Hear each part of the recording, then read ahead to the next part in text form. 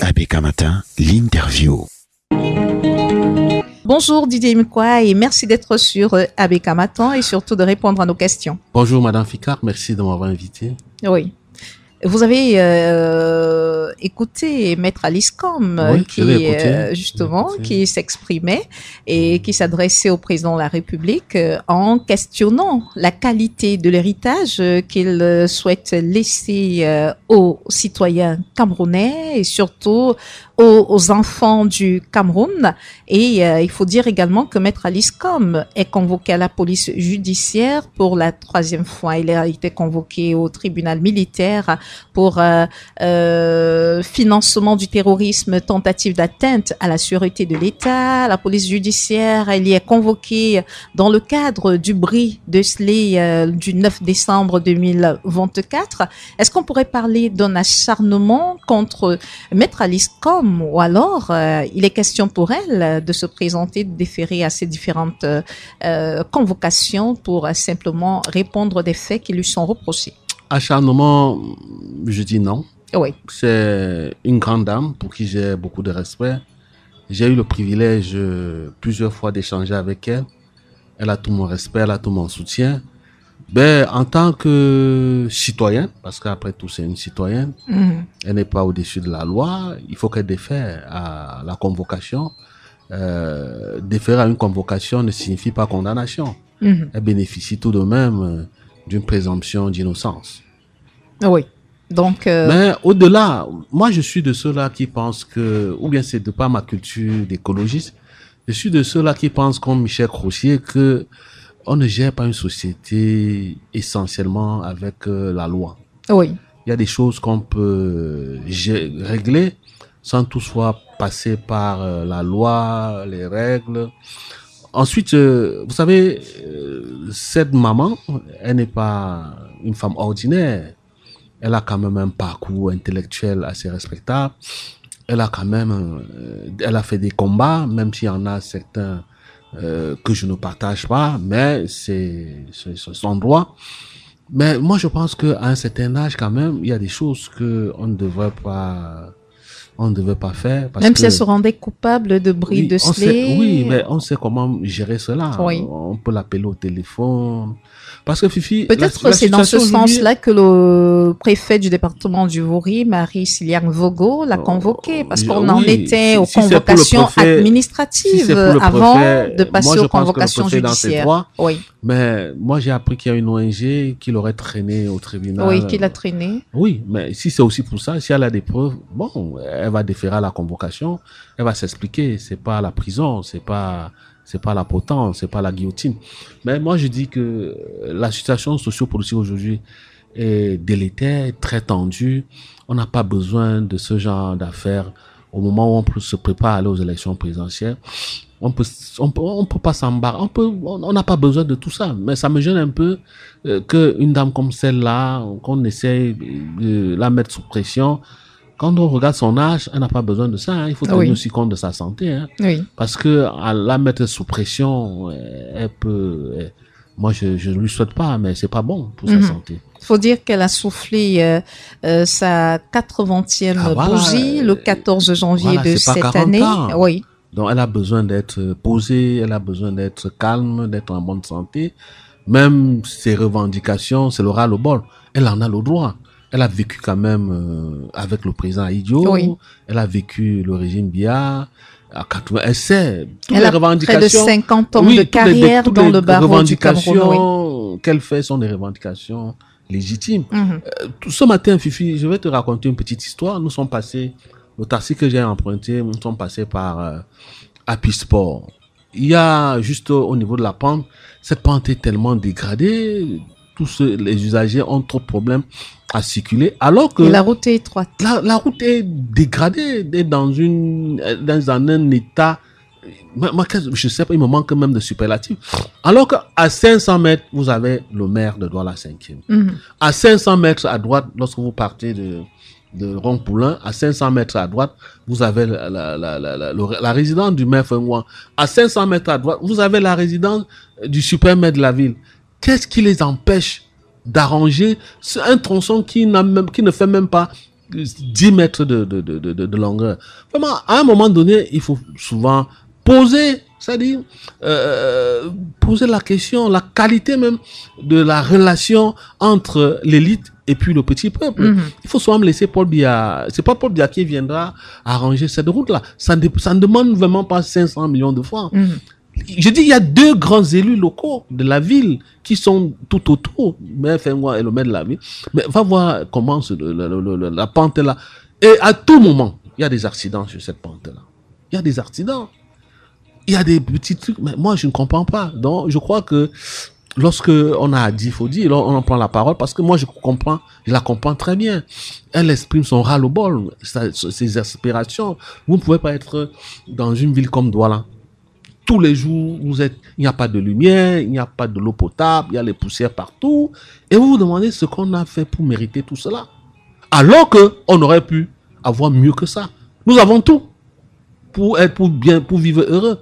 Mais pas tout simplement parce que les gens, à un moment donné, ont choisi de se plaire que de plaire au collectif, à la collectivité. Maître Alice Combe, dont les affaires sont suivies de très près, elle qui pense que si le président de la République, son Excellence Paul Biya, venait à rempiler, elle nous abandonnerait le Cameroun. Je suis désolé, elle va seulement partir. Oui, elle nous abandonnerait le Cameroun. Parce que je ne vois pas le président Biya candidat et perdre. Oui, en fait, on ne peut rien attendre jusqu'à ce qu'il dépose sa candidature. Peut-être on pourrait avoir un effet de surprise au moment de la déclaration de la candidature du Rassemblement démocratique du peuple camerounais. Oui. Parce que lorsque on lit à l'endroit et à l'envers, le dernier communiqué signé par le secrétaire général du comité central, Jean Koueté, c'est clair que le RDPC est en campagne pour son candidat naturel. Oui, le président Paul Biya.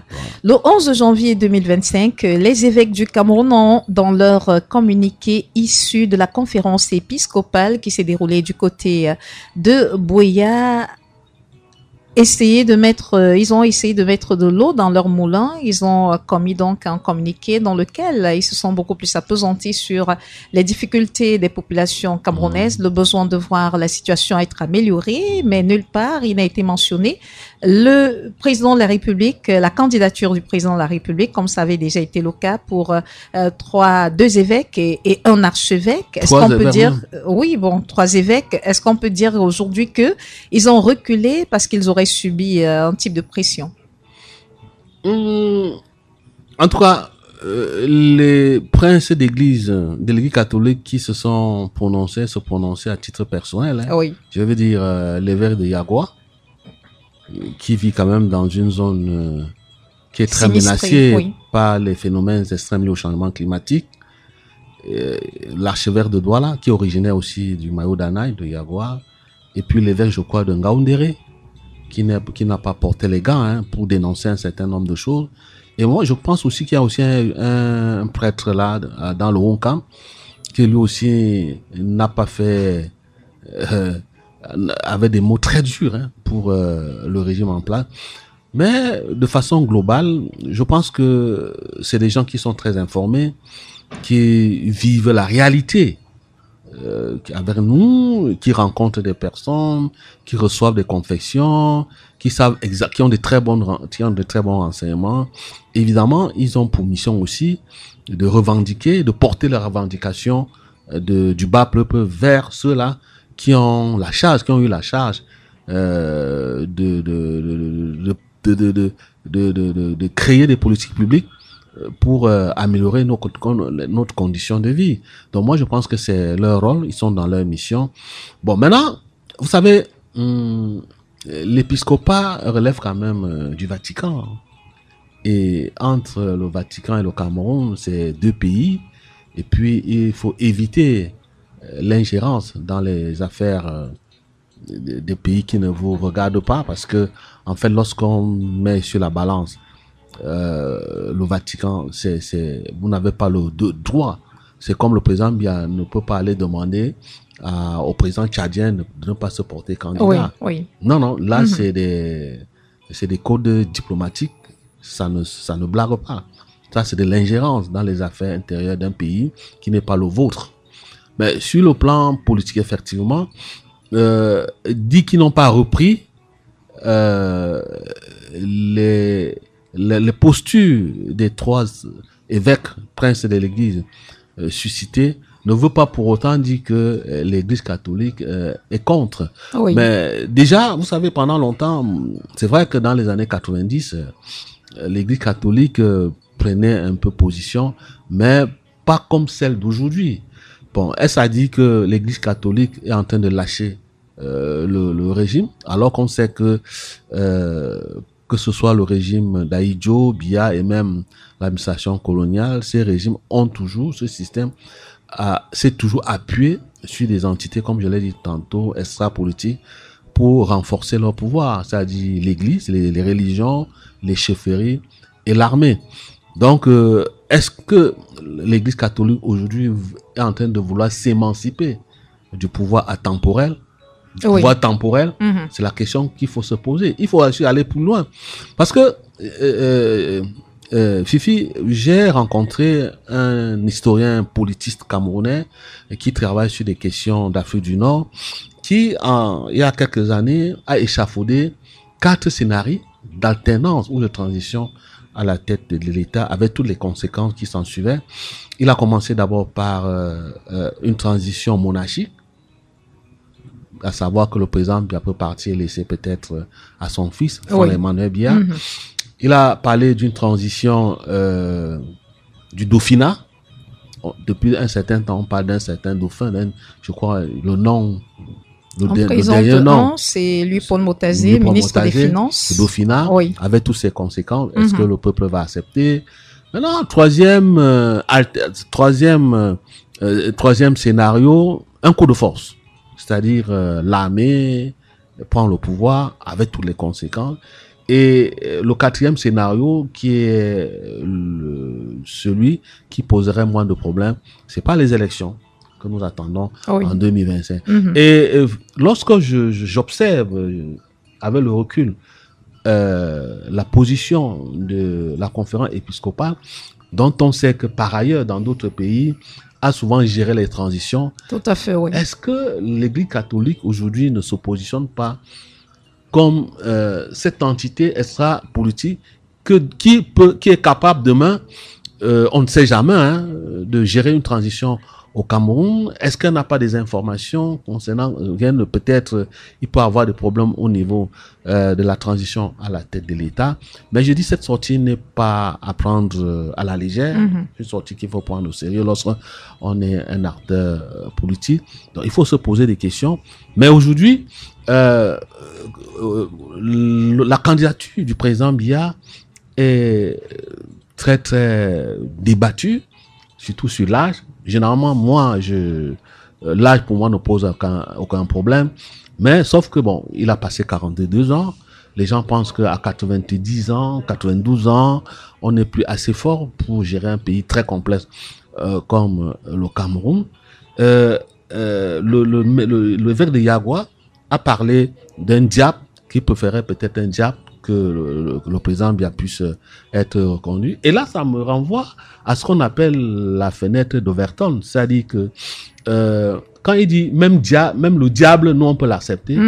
Ça me renvoie à la fenêtre d'Overton parce qu'à une certaine époque, j'avais expliqué le fait que l'intrusion subreptice de Biya dans le champ politique, je m'avais posé un certain nombre de questions parce qu'au départ, on le voyait pas venir.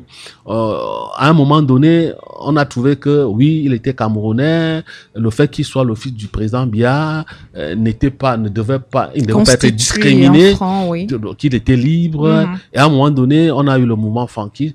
C'est ça la fenêtre d'Overton. C'est-à-dire ce qui n'était pas possible devient possible. Et à un moment même, ça se réalise. C'est ça la fenêtre d'Overton. Oui. Donc quand un évêque vous dit par exemple que bon voilà, nous préférons même le diable, est-ce à dire que même si c'est Biya qui vient demain, nous on l'accepte en attendant de trouver mieux ailleurs?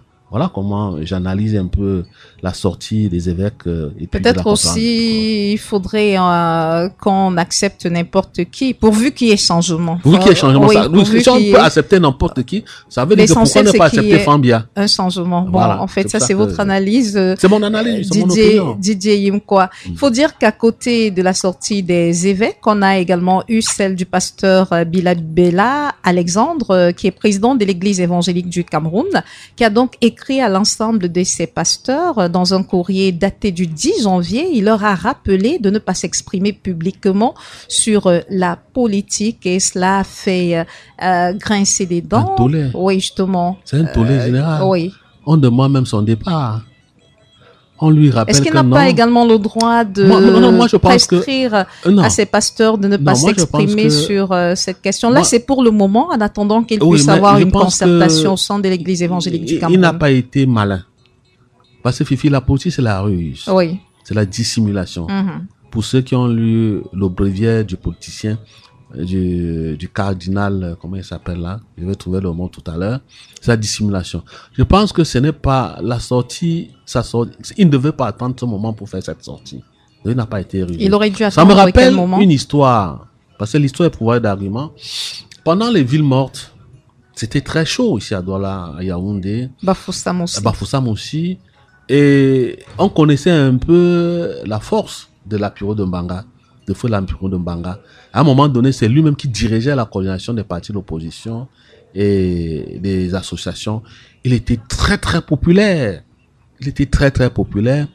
Bon, il a choisi un mauvais moment pour demander aux leaders qui faisaient partie de la coordination, qui étaient prêts à lancer la deuxième vague des villes mortes et du Bioko. Il leur a dit que non. Lorsque vous le faites, vous punissez plutôt le petit peuple, Mhm. pendant que vous êtes dans les négociations et les compromissions.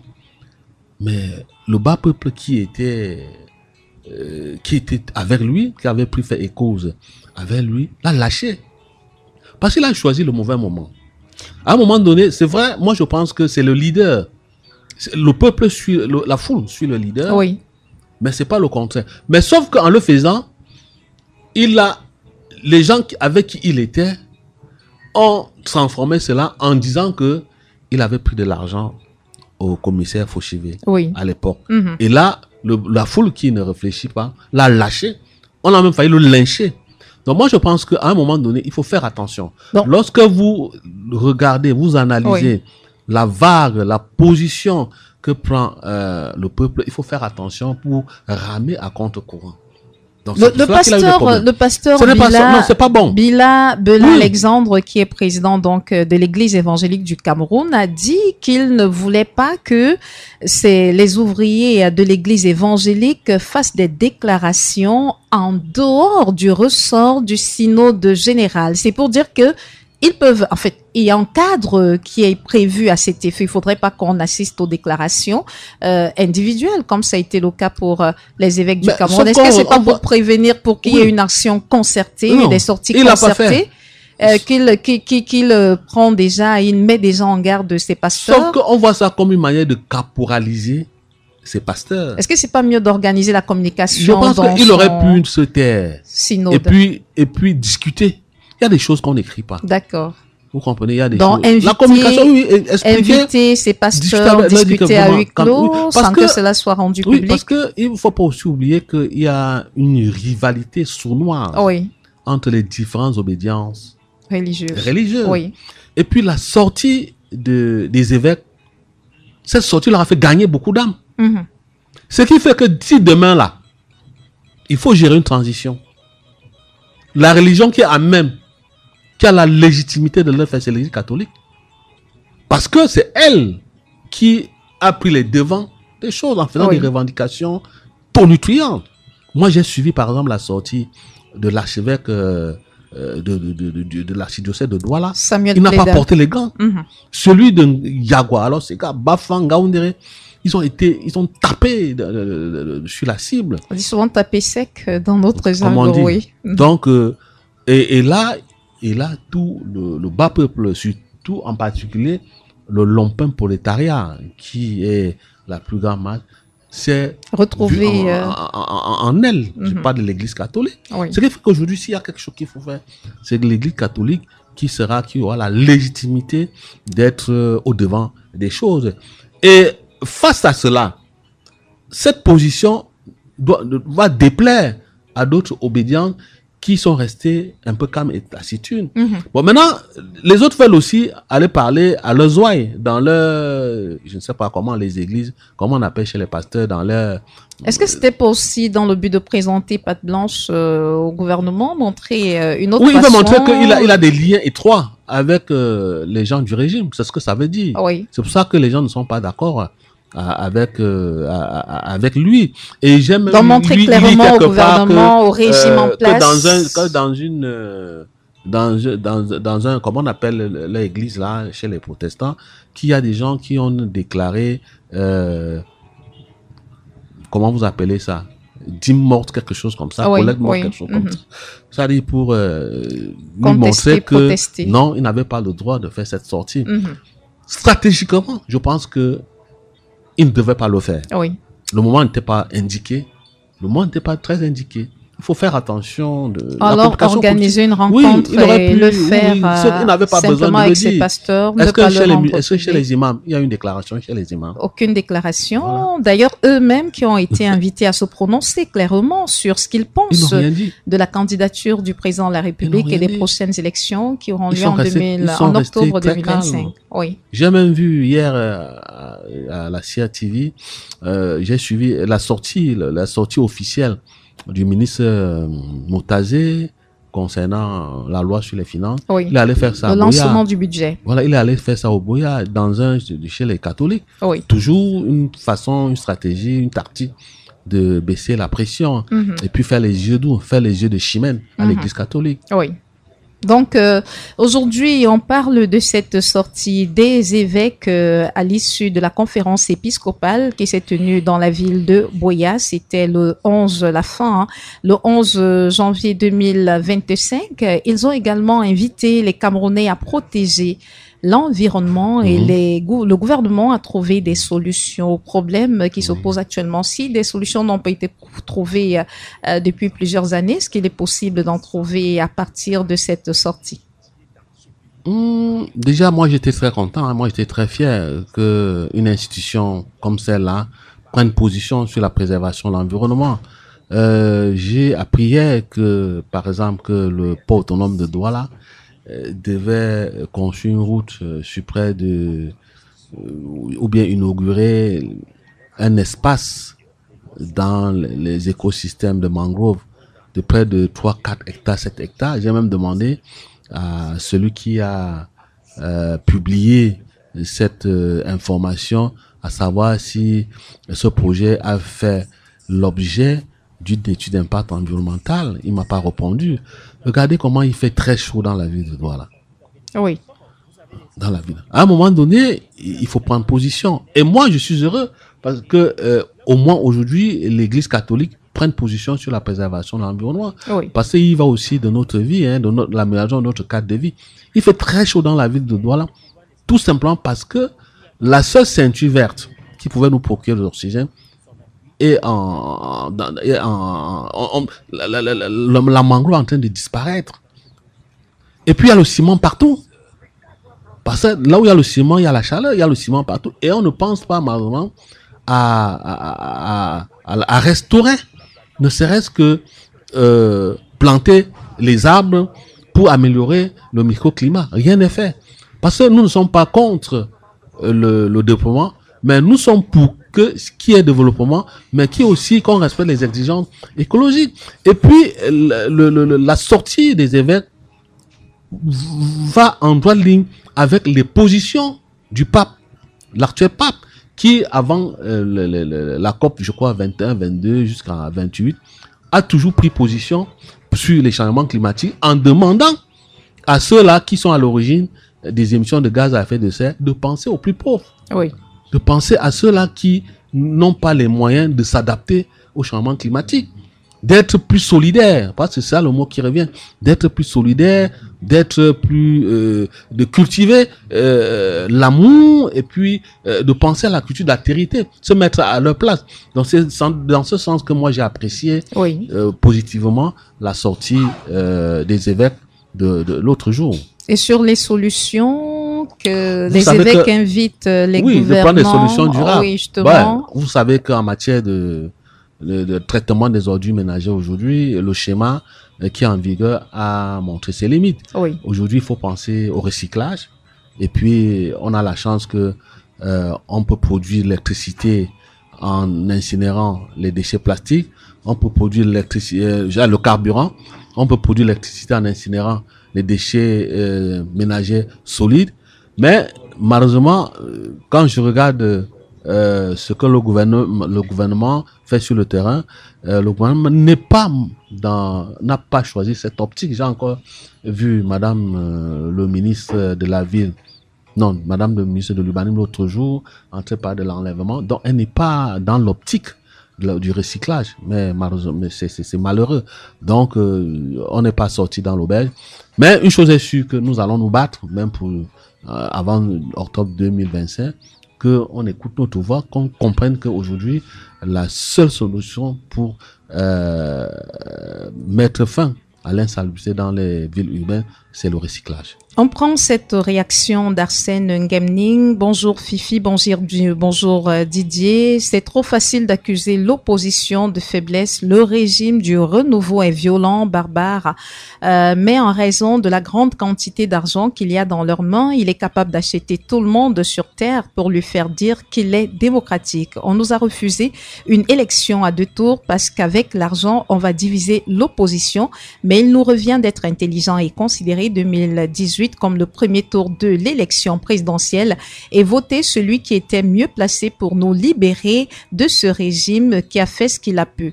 En 2018, il précise, j'ai contribué pour la candidature de Cabral Libby, mais comme les candidats ne parvenaient pas à s'entendre sur une candidature, je n'ai pas voté. Là, c'est donc je n'ai pas accusé l'opposition. Oui. Par respect pour un certain nombre de leaders, je fais un jugement. C'est pour ça que je parle de la neutralité axiologique.